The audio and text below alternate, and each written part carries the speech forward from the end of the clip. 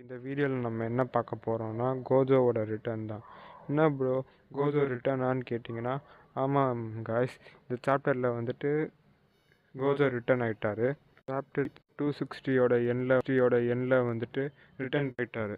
First நம்ம chapter 260 spoiler start பண்ணலாம். ஸ்டார்ட்டில் வந்துட்டு நரேட்டர் வந்துட்டு டோடோவோட அந்த ஹேண்டில் வந்துட்டு இருக்கிற மிஷினை பற்றி பேசுகிறேன். இப்போ வந்துட்டு வைபஸ் லேப்னும் அதை வச்சுட்டு 50 ஸ்வாப் ஒரு செகண்ட்க்கு பண்ண முடியும்னு சொல்கிறான். அதை வச்சுட்டு டோடோவோட பவரை வந்துட்டு செம்ம அதிகமாக்கிட்டாங்க ஜுஜுட்சு கைசனில்.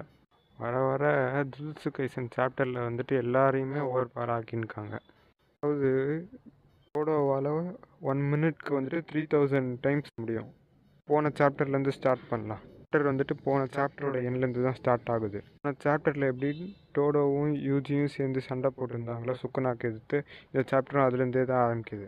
யூஜியும் டோடோவும் சேர்ந்துட்டு சுக்குனாவை எடுத்து சண்டை போட்டுருக்காங்க.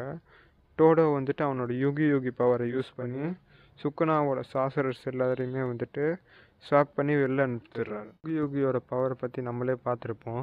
ஒரு செகண்டுக்கு 50 தடவை ஸ்வாப் பண்ண முடியும்.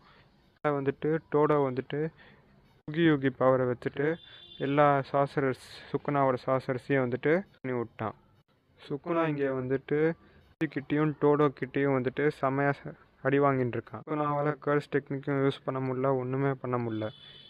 டோடோவோட பவர் வச்சுட்டு சுக்குனாவால் வந்துட்டு ஒன்றுமே பண்ண முடியாமல் இருக்குது. சுக்குனாவால் வந்துட்டு கர்ஸ் டெக்னிக் கூட இப்போ யூஸ் பண்ணவும் முடியாது. என்னதான் யூகியோட பவர் வந்துட்டு இருந்தாலும் ஃபைட் பண்ணுறது யாரை?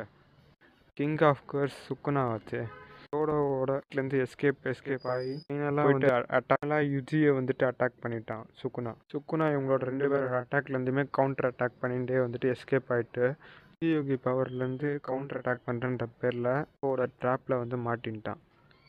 அப்போ தான் வந்துட்டு யுஜி வந்துட்டு அவனோட பிளாக் ஃப்ளாஷ் எடுத்து சுக்குனாவோட செஸ்ட்லேயே எடுத்து விட்டான்.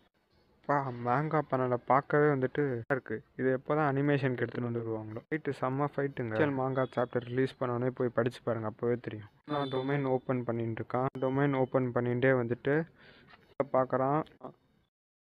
நரேட்டர் வந்துட்டு இருக்கிறாரு. சுக்குனா கொன்ன ஒரு ஸ்ட்ராங்கஸ்ட் ஃபைட்டர் வந்துட்டு ரிட்டர்ன் ஆகிறான்.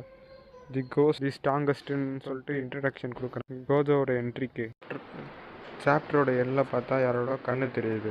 அதை பார்க்க அப்படியே கோஜோவோட கண்ணு மாதிரியே இருந்தது.